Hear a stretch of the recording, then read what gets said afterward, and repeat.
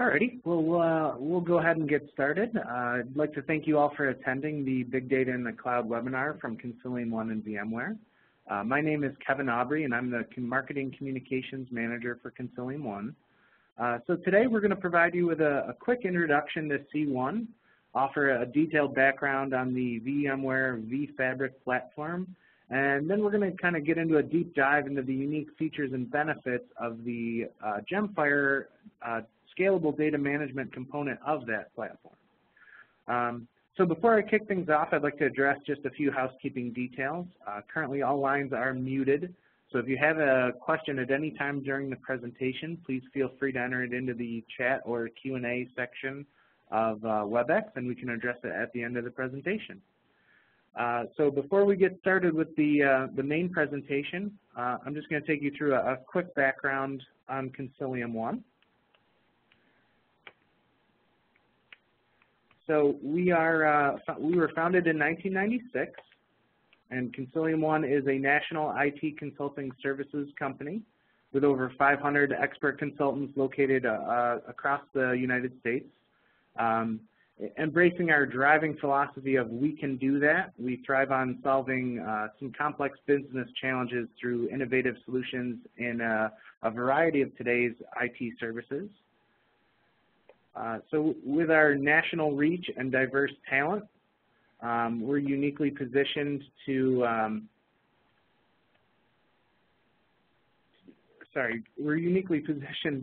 provide services across a broad range of industries, so from financial services and healthcare to federal, state, and local governments. So unlike some organizations with limited service areas and offerings, we're proud to offer a unique and specialized services in a broad range of offerings, so data center networking, security and business continuity, ECM, emerging technologies, which we're going to be discussing today, data management, enterprise application development and integration, resourcing and managed services, hosting and cloud computing, and collaboration and messaging. So as I mentioned, today we're going to be focusing mostly on our work with the emerging technologies team. And with that, I'm going to go ahead and turn it over to Lee Faust, our Director of Emerging Technologies, and he'll be able to take you through the rest of the presentation. So with that, Lee, go ahead and take it over. Great. Thanks, Kevin. So as Kevin mentioned, the emerging technology team at Consilium One is really focused primarily on two areas. So one area is cloud computing, and when we talk about cloud computing to us, that really is focused around architecting applications to provide elasticity. And the second area is around big data. So between the two of those environments, a lot of times what I run into is organizations where they end up in a one-size-fits-all. And what I mean by that is they have a preferred vendor who comes in, they provide them with the database, they provide them with the middleware stack, they provide them with the operating system, they provide them with hardware, and they treat it as if every business application is going to fit into that black box. Unfortunately, those of us in the enterprise space know that is not true. We know that there are certain applications that are customer-facing and other applications that are back-office specific that really need specialized attention. So based on that, one of the things that I like to do is just a very quick overview of where we are with virtualization. So I've been using virtualization for over 10 years. Started off using it really as a means for distributing product as well as being able to provide myself when I was a solutions engineer and a consultant that I could have an environment that I could just stand up on a workstation very quickly. In the enterprise, what we started running into is we started running into these issues of people going out there and, again, following that one-size-fits-all mentality. We would purchase a box for an application no matter if the number of users was going to be 5 or if the number of users was going to be 5 million. What we would do is we would try to estimate based on usage the number of machines that would be required, and then we would just throw them into the data center. the CFO would go ahead and get the procurement and basically write those machines off the books either in 3 to 5 years. Unfortunately, as IT groups started going in and started looking at these finances over many years, they started realizing that, hey, we've got a lot of these boxes that are only being utilized at 1, 2, 5, maybe 10% annually, and we're wasting a lot of money on these resources. So with virtualization technology, what we've been able to do is take our CPUs, our sockets with our cores, the memory, the networking, the disk, and what we've been able to do is slice and dice it. So we've tried a number of different ways of being able to do this. Primarily, the goal of this was really to treat commodity hardware in a lot of the same ways that we treat the mainframe. So those people that are familiar with the mainframe, you've got your logical partitions, you've got your physical partitions, you've got this one big box, and you basically have a way of just being able to break up that based on usage, and you could scale it independently and add additional cards, you could add additional boxes, but all of that came at a very significant cost. So part of what virtualization tried to do is try to do it in the opposite. So what we want you to do is kind of figure out what your peak utilization is going to be, and then we'll slice and dice it based on utilization.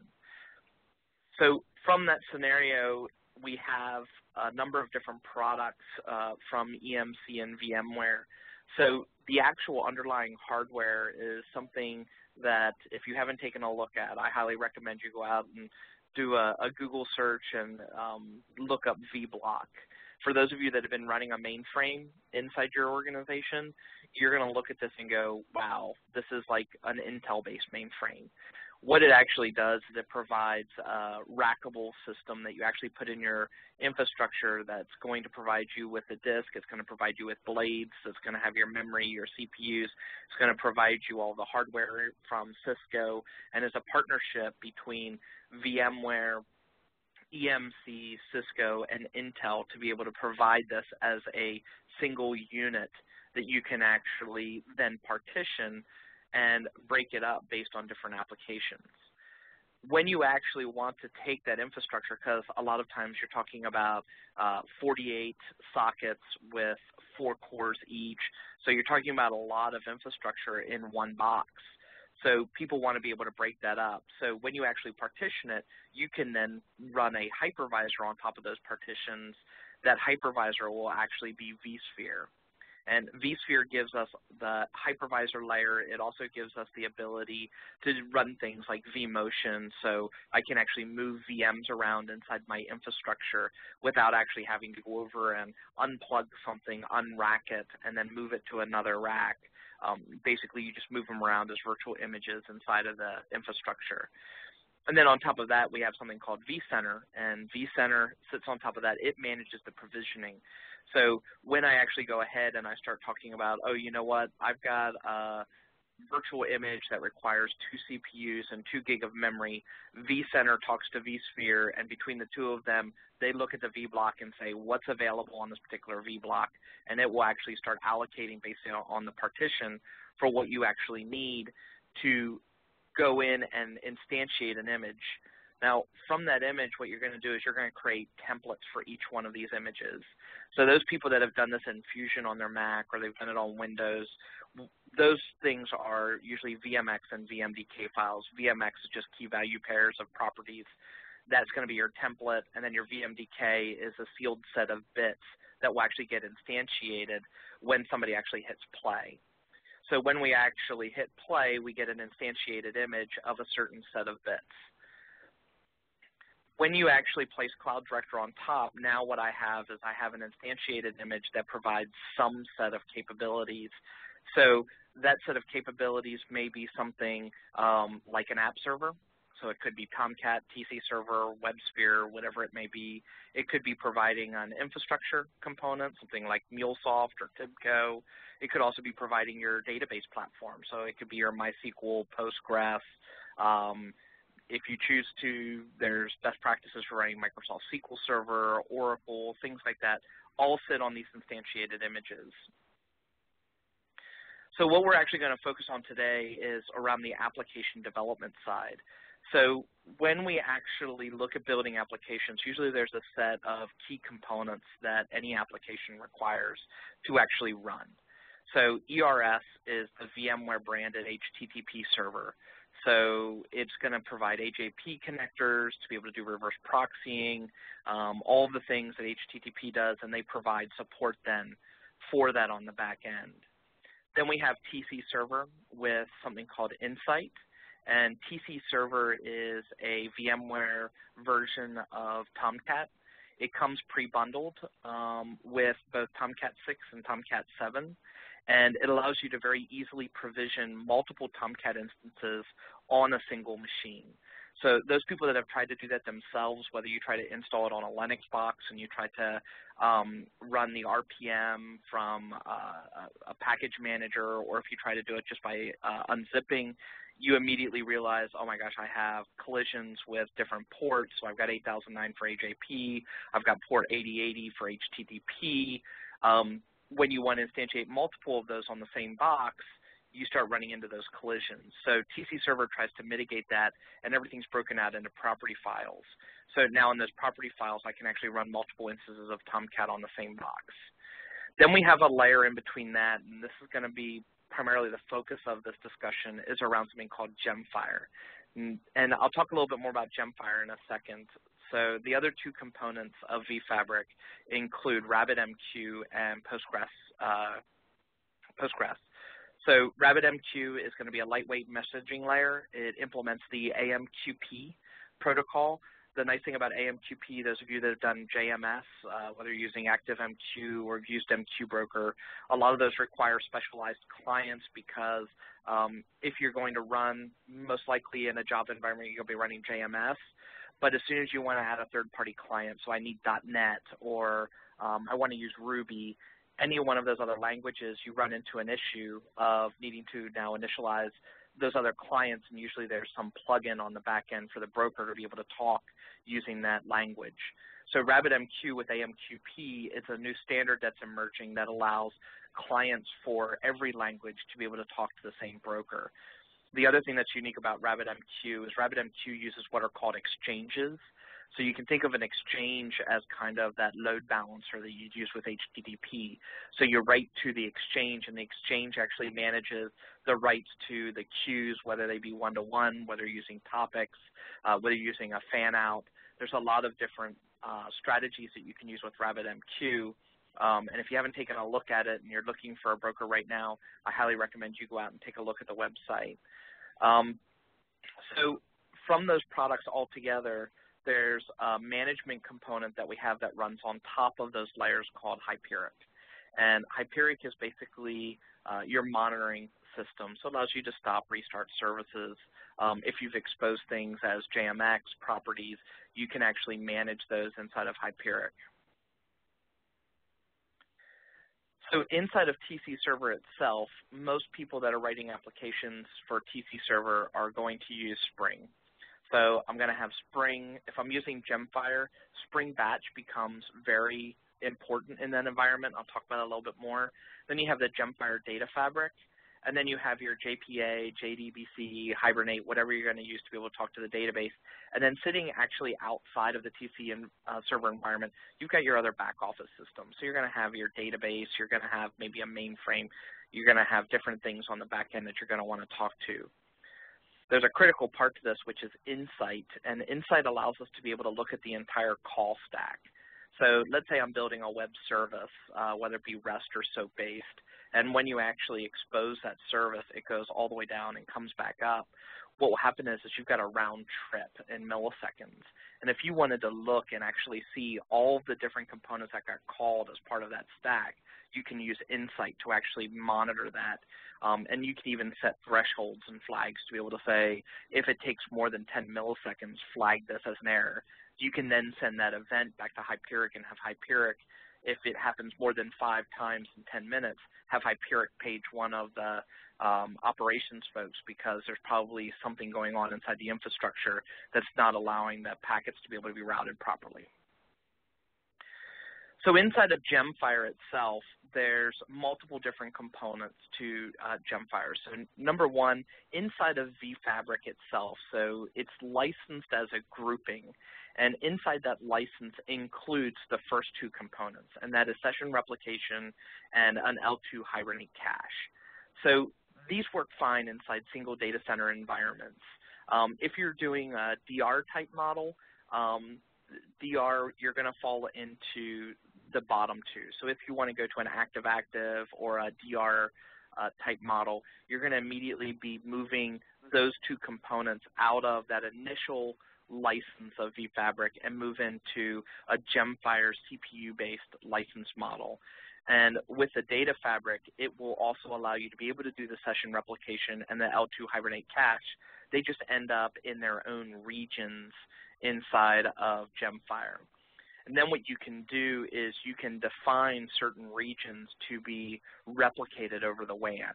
So you set up gateways in the different data centers, and what they will do is you define replicated regions, and whenever writes occur, writes will occur across all of the different data centers. One of the things that I feel that we've done over the past as we've looked at caching mechanisms, we've looked at ORM, we built out these enterprise applications. We've ended up in a situation where we were the guy on the left in this slide. So we have these helium balloons, we've got these tanks, they're heavy, we feel like we're constantly pushing. And we've never actually taken a step back and looked at the architecture and determined if what we were actually doing was right. Where the guy on the right basically said, I've got a bunch of helium balloons, I've got these tanks, what if I just filled up all the helium balloons, look at this from a completely different perspective, and now it's a much easier task to actually consume. When you're actually looking at using something like GemFire, if you're just looking at doing the session replication or the L2 cache, it's plugged in just like any other caching solution for Hibernate, or anytime you do session, it's a plug-in into Tomcat. It's a very easy implementation, and again, that actually comes with your vFabric license. As soon as you want to start leveraging the data fabric, you need to rethink your implementation about how you are actually managing your application. What I mean by that is, in a traditional cache environment, we actually have masters and slaves. And between those masters and slaves, we've gotten into this routine of scaling these pieces of our infrastructure vertically. So if we know that we've got a 10 gig cache, we're basically putting in 10 gig of memory, we're optimizing these things, we're doing all kinds of kernel tuning and parameters. So when we've actually had to do that, we've then had to create a pair to that that allowed us to be able to create the slave. So then whenever we wrote our applications, yeah, it was really easy on the app side. You would do an @cacheable annotation at the top, or maybe you use some base level APIs, and that would then allow the cache to basically populate itself based on data that's actually existed in a store. Now in GemFire, GemFire actually treats it a little bit differently. So in the data fabric, what it wants you to be able to do is to scale these as thinner slices. And these thin slices are actually meant to be distributed over a WAN. Doesn't mean that they have to be, but a lot of environments that are going cloud, you're going to have things like you're going to want to burst to a third-party data center, or you may want to, you're going to run a private cloud internally, and if you're running a private cloud, you're going to burst in between East Coast and West Coast. As soon as you start wanting to be able to do those things, that master-slave model does not work very well. In this data fabric, we're looking at many different components. So the data fabric is actually sharded. So if anybody here has looked at anything like a Hadoop through maybe something like Hortonworks or Cloudera, you've looked at Bigtable, you've looked at MongoDB, you've looked at CouchDB, all of these products all provide persistence mechanisms. So what I mean by that is they're actually writing out to disk. And when they actually write out to disk, your latency is actually going to be how fast your disk is. And as you grow out in a cloud environment, you either have to find some way to be able to replicate the disk store across all the different active environments, or that particular product's just not going to meet your needs. The other thing is you have to provide some sort of storage virtualization because you need to be able to grow that storage dynamically based on usage. You can't just go out and say, okay, I'm going to take a drawer in my NetApp and that drawer is going to be dedicated to this particular application. Because if you haven't estimated properly and all of a sudden you gain spikes and all of a sudden you need to grow to an additional 200 terabytes worth of data and you haven't pre-allocated that storage, you're going to run out of disk space pretty quick. With GemFire, GemFire is just running inside of memory, and it will scale horizontally, so you can do things like as you add additional nodes in, it will start replicating its peers inside the environment. Now, that brings up a really good segue into, well, this doesn't look very good because in the client-server model, when we talk about having 10 gig of cache, GemFire in this particular model, you're basically telling me I need 50 gig worth of cache. Well, in a traditional model, in peer-to-peer, what we end up doing with GemFire is we actually start breaking up the cache into replicated partitions. And each one of these partitions only has the segment that it needs for its own cache, plus you can configure it to define how many of its peers it should cache as well. So those people that are familiar with something like a RAID 5 type scenario where you've got your disk striped, and then what you do is you have a parity bit that if any one disk fails, you can always rebuild the disk array when you put in a disk back into the RAID set.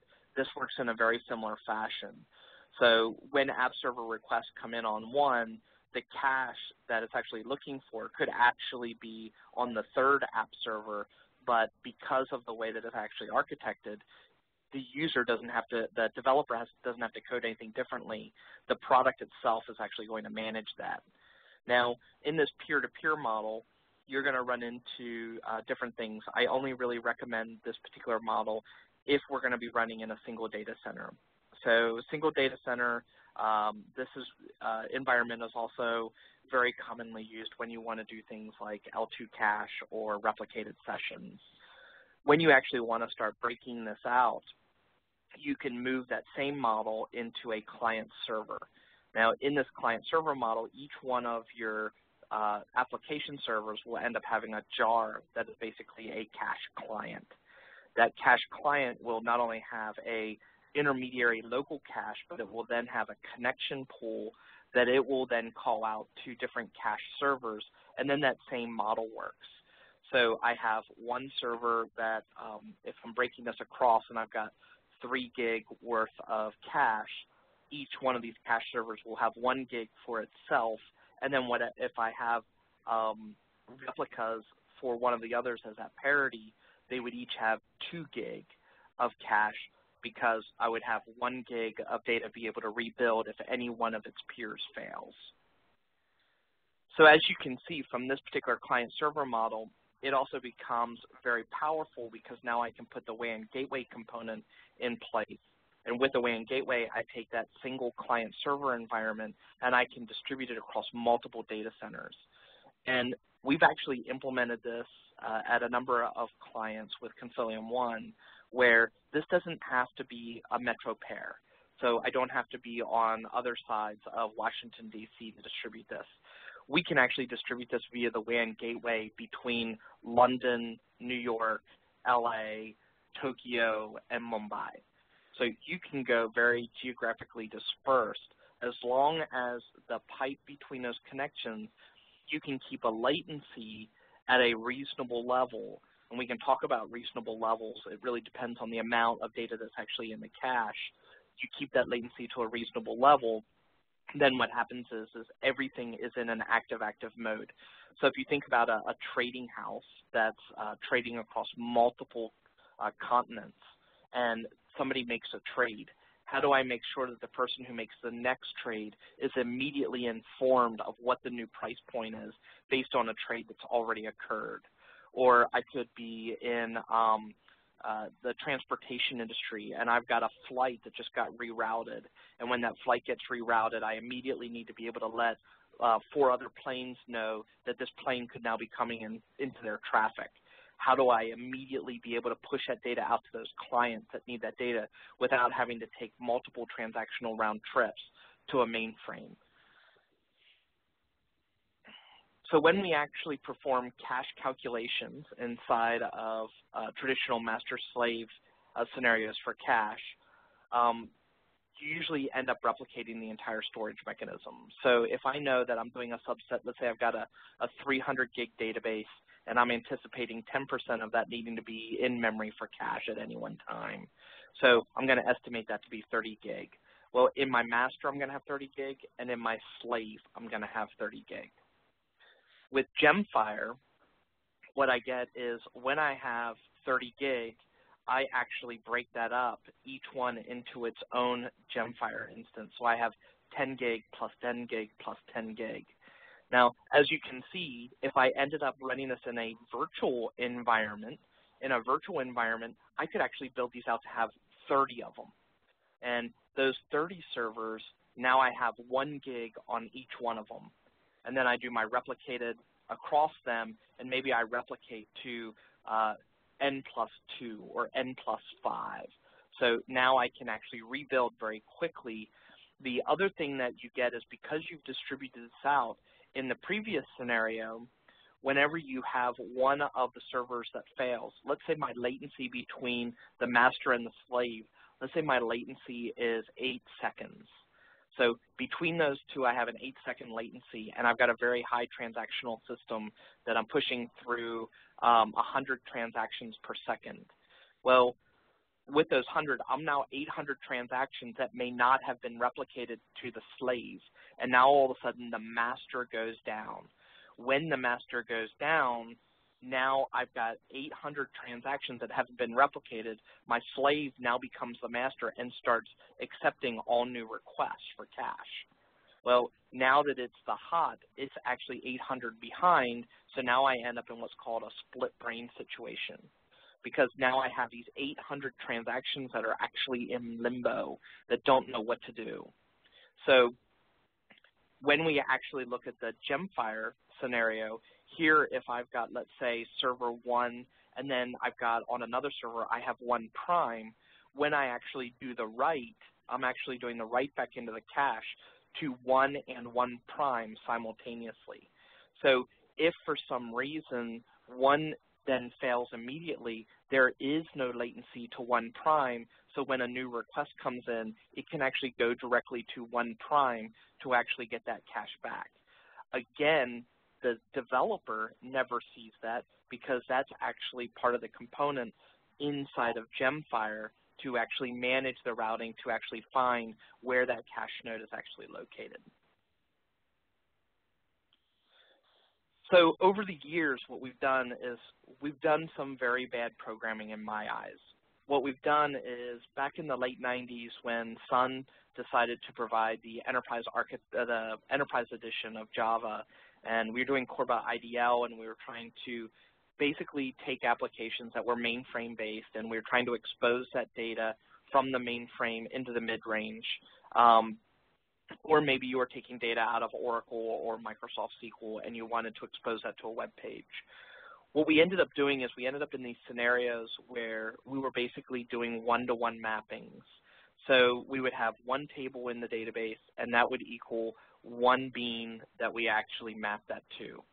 And then what we would try to do is if we had many tables that we had to interact with, we built a stateless session bean that basically managed many entity beans that then talked one-to-one again back to their tables, and we tried to aggregate that data into the session bean to be able to replicate that data out. Because that pattern existed, we then replicated that same model when we actually started doing a lot of our Spring development with things like Hibernate. So with our ORM solutions, what we did is we just now started creating those beans, but we just annotated them. Now, we could do things like marking certain things as at many-to-many or at one-to-many and be able to say that this table actually had many children from a particular row perspective. But what we ended up doing in creating that is we ended up being tied to a single vendor for our database or a single storage mechanism. What we never got to was a perspective of, let's say I have an LDAP data store on the back end, I have a relational database, I have my mainframe, and let's say I have an Excel spreadsheet that's on the back end. What we ended up doing is we ended up going back to that session bean model, where what we would do is we would end up building some sort of facade layer on the front end, and we would have each one of these different beans talking one-to-one with their back-end systems, and again, we would try to aggregate. Then we got into a pattern happiness that we started doing things by providing factory patterns and providing command patterns to try to simplify how we would actually interact with these different systems. Well, if we could think about that balloon model, that's the model where we were pushing really hard and we were working every day and we had all of this code, and it was really hard to share things because if the back-end system changed and we went from MySQL to Oracle, then what we ended up in a situation is we most likely had to swap out the ORM strategy because now all of a sudden the data changed on the back end because different columns were different types. So we ended up in a situation where we had to do a lot of changes, and we almost ended up in a situation where we would end up re-architecting applications when a change like that occurred. So instead, if we can put a layer of caching in between that's an intelligent data grid, I'm not talking about our simple L2 caching. I'm talking about an in-memory data store. Now what we can do is that in-memory data store actually can be aware of the data stores that it's actually caching the information. So now I have a one-to-many relationship between that data fabric, and I can keep those systems completely componentized. So I can have LDAP on the back end, I can have my Excel spreadsheet on the back end, I can have my relational database, and I can have my mainframe. Now, between each one of those, this cache layer will build a single domain model that my bean would now interact with.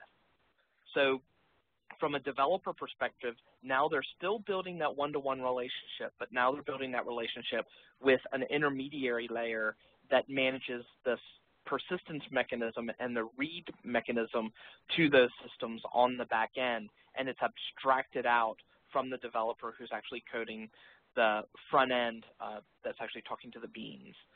So in this type of scenario, this becomes critical for those people where I can remember on a lot of projects I worked on in the late 90s, and everybody said, you know what, we need to get rid of the mainframe, we need to get rid of the mainframe. So they tried, and nothing in the mid-range would compete from a performance perspective. So we started putting in all these different strategies, all these different patterns, and we started wrapping the mainframe with all of these distributed systems. And we started finding that these distributed systems didn't interact so well with the mainframe. So we started building all these different layers, and we started moving a whole bunch of the data around in the back end. And we would move it between persistence mechanisms. So we would write ETL scripts to be able to extract data out of the mainframe every night at midnight and push that data into the mid-range into an Oracle database, and then that's where the applications would actually be built. Then what we would have is, from a mainframe perspective, if we could actually take that data directly out of the mainframe and push that into the cache, now if we were doing that migration slowly over time, instead of having to do a forklift upgrade, we could actually be moving some of that data out of the mainframe into the mid-range. The cache would be the only component that is modified, but the front-end business application with how it's actually being written never has to change. That persistence can change on the fly with a change to the cache. So what does this actually look like? As I said before, this is not one of the things like simple L2 cache where we just mark something at cacheable. If anybody has looked at anything like MongoDB or a CouchDB, they're all key value stores.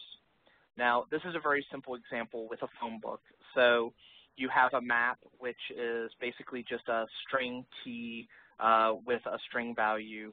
And between that map, this doesn't have to just be string. You could imagine having a string object or a long object, or you could do a long hash map. you can basically build whatever key value store you want to put into, and then you just create a parameter. So this looks very familiar to a lot of people if you were building something like a Spring Bean. So I've got a series of getters and setters. So whenever I want to set something, I have to set the map. So I'm going to set the string, which is the key, set the string, which is the phone number, and then I'm going to put it into the map. So on the flip side, whenever we use this constructor in here basically says, oh, you know what? I want to actually put these in. I need to actually get the phone numbers by name.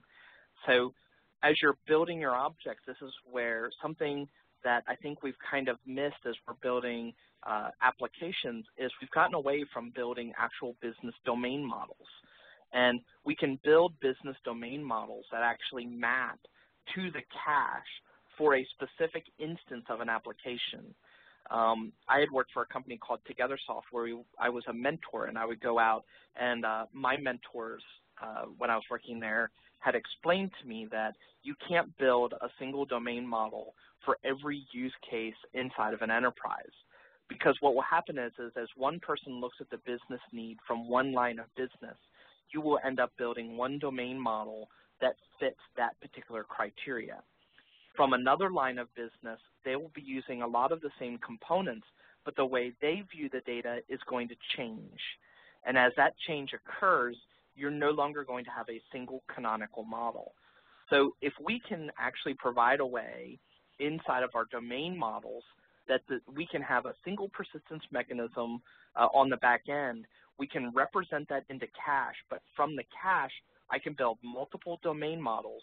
I'm going to provide the ultimate in flexibility for my application to be able to grow architecturally and elastically. So from that phone book, what we have then is this is a Spring config file. So I have a bean. So in this first line, when the bean is instantiated, what it's going to do is the peer will actually connect to the GemFire distributed system. So what I have is I have a class. This is actually comes from the GemFire APIs. What I'm going to tell it to do is actually connect to the region. So inside of here, we're going to actually pass in a distributed system properties, which is a gemfire.properties. If you look through the actual API guidelines for actually how you set it up, there's about 10 pages of different config options that you can actually set for GemFire. How do you actually define a region? How big should the region be? There are things like being able to do overflow for the cache. So if the cache grows beyond its 3 gig limit, what should it do? Well, you can overflow to disk. You can flush to the database. You can flush to any other third-party mechanism that you want. If something doesn't exist, it's very easy to write your own persistence mechanism. So basically what you're doing is just serializing the objects that are in the tree. So now once we have that, when the bean is instantiated, GemFire will parse. There's another file that we'll look at next, which is a cache.xml. This is slowly being pulled into the actual Spring config. So there's now a GFE namespace that's now included that if you choose to use the Spring GemFire from the Spring data packages, you can now use a GFE namespace, and now you can actually describe everything that's in the cache.xml. You can now describe those items now into your Spring config. So inside of here, what we're going to do is we're going to tell it to parse the cache.xml, and what it's going to do is it's going to initialize the distributed data structures that we've already defined. So here we have a factory, and inside that factory, we're basically going to create a cache factory. Now, with that factory, we need a place to actually store this cache. So that's where our region. So now that GemFire has been initialized, we need to retrieve a region that's going to back that particular phone book class. So what we're going to do is we're going to define here a phone book region, and now these regions, this region that's actually defined here, this is actually going to do a get region. You can describe regions. You can pass in here a distributed region. You can also shard your regions as well. So you can actually tell it that you only want to grab a segment of that region. That's really important if you're building applications that, let's say, are geographically aware. So if I'm doing a phone book application, I may want to in here only grab, I detect my location from my iPhone as being in Central Illinois. Well, because I'm in Central Illinois, I don't need, from a phone book, I don't want you to pull data from Boston. So now you could just go grab the region, which is Central Region, and then it would only replicate to this phone book information. It would only do a get and actually grab that shard. So then what we do is once we have the region defined, we then have to tell our bean which region we actually want it to cache to. So inside of here, I've got a bean ID, which is a phone book as its ID. I give it the class name, so this was the phone book that we actually created. And then inside the constructor, I'm actually going to pass it a phone book region. So this is the cache.xml. So here, again, this is where those APIs become very valuable from the Spring website and from the GemFire website, because this is a very minimalistic example inside the XML. So here you've got your cache, you have a region name, you basically describe its region attributes, so what's the data policy? Here I want the data policy to actually replicate, so it will automatically find its peer. This would basically be a peer-to-peer type example of the cache region, because we're going to have some sort of multicasting set up that is going to multicast back and forth. There is a way to actually do something like a service locator pattern where you could have a defined GemFire instance, which is a service locator, and then you tell all of the peers to register itself with that particular service locator. So whenever it needs to try to find a node, it can actually, the service locator finds the node and passes the request on to the corresponding cache region. So I hope you find this information useful.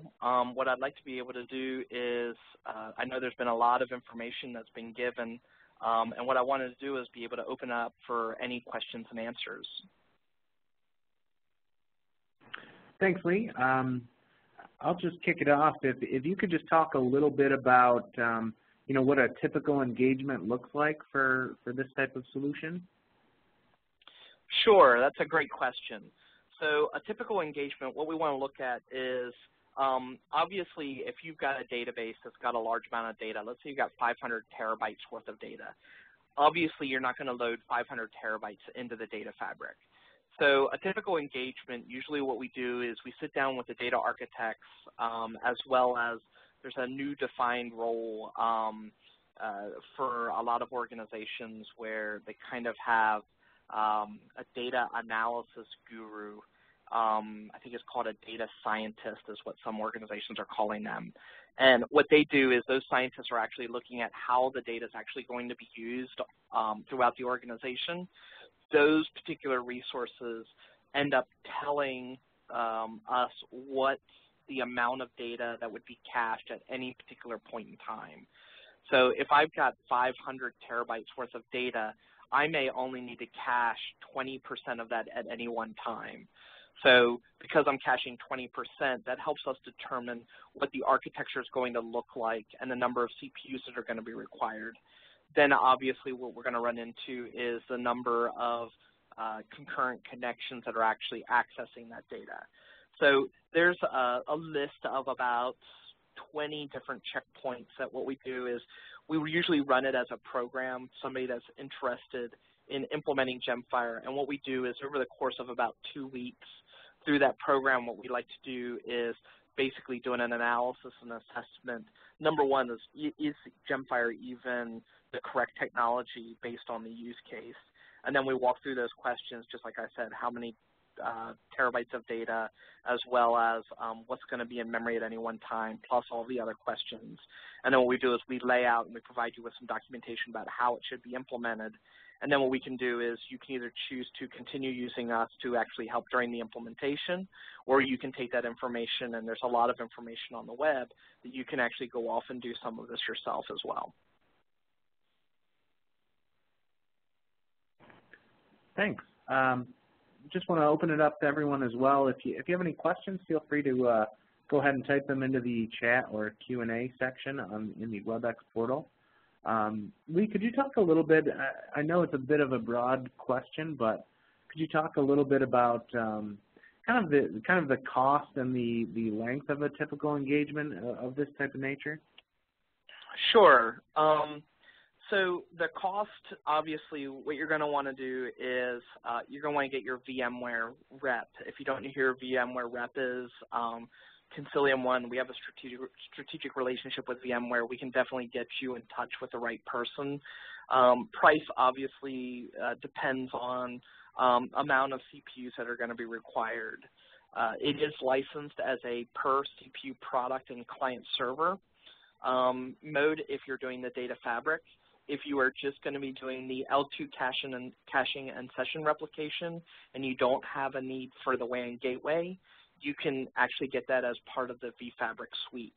The cost of those two are different line items to VMware, so that's why it's important to get your VMware rep engaged early enough to be able to understand what your use cases are so they can help you determine which license is proper for your implementation strategy. From an engagement perspective, as I said, we have a 2-week program that we can do as kind of a kickoff and analysis of is GemFire right for the particular use case.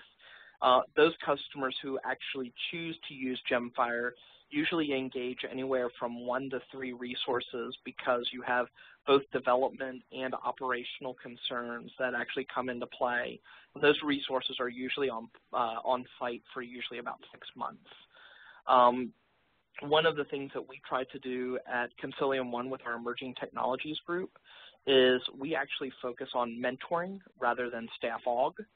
So our goal is to train those people inside your organization who are actually going to be supporting this particular technology long term, so they end up becoming the internal experts for that particular organization. So if your organization, which a lot of organizations are starting to do, if you're trying to move away from the specialist type model and trying to create more and more generalists inside your organization, this is a great way for people to learn a new skill set. There's a ton of work to be done in this space. So we have no problems being able to roll in and out of engagements, whether they're 3 months, 6 months, a year in some instances, depending on how large the implementation is. Thanks, Lee. You kind of led right into my next question. Is can you talk a little bit about a little bit more detail about how the training process works and kind of some of the best ways to kind of engage with us in that capacity or in any other kind of capacity around this solution? Yeah, training's an interesting thing. So number of different scenarios that you could do, depending on how large the implementation would be for vFabric and GemFire. You could do a scenario where you do a train the trainer. So if you've got people internally that have that skill set and they enjoy being a trainer, be more than happy to work with them to actually train them on the materials. We can also work with organizations, which we've done already, where we've written customized curriculum for their organization based on particular usages and the do's and don'ts, because the technology is very broad, but a lot of times the need is very specific. So we help to create what would normally be a 4-day training class, and we can shrink that down to 2 days, especially if it's a very pointed use case. Then just like any type of data product, whenever you talk about training, there's usually 2 different tracks. So you have one track, which is the development type track. So if anybody has done a Microsoft SQL Server type training, there's a developer part which teaches you about SQL and how to code .NET applications to use Microsoft SQL Server. Excuse me. And then you have the other part, which is the operations side. So how do I tune and optimize the environment for that particular product? So the same thing follows for GemFire. So you have one track, which is for the Spring developer, Java developer. There's also clients for .NET. That particular training, you can either go to a public training course, or if you have enough people, we can do a private training on site. And then there's also the same thing on the operations side. So are you going to run it on bare metal? Are you going to run it in a virtualized environment? So based on those training curriculums are the two paths that you can take. Thanks, Lee. All right. Well, unless we have any further questions, I haven't seen anything else pop up in the chat window. So I think I'll just go ahead and end this call. And thank you all for attending. I will be sending out a follow-up email with a link to the recorded video of this webinar in case you'd like to reference it at any time in the future. If you do have a question that you weren't able to ask, or if you come up with a question later today, please feel free to go ahead and send that along to vFabric@consilium1.com, and we'll pass that along to the team and get that answered for you. And with that, I'm going to go ahead and thank everyone again for their time and let you get back to your day. So thank you very much, and look forward to more Consilium One and VMware webinars in the future. Thanks again. Thank you.